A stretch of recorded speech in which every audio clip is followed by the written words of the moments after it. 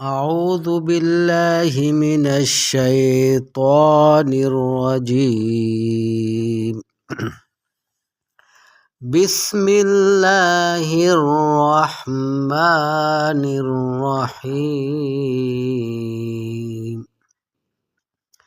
والتين والزيتون وطور سينين وهذا البلد الأمين.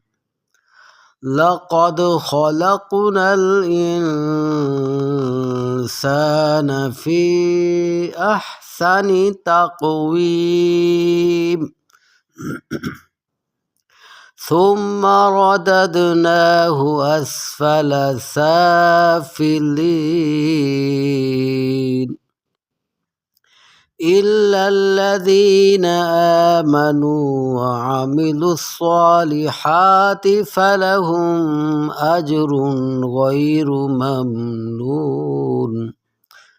فما يكذبك بعد بالدين؟ أليس الله بأحكم الحاكمين.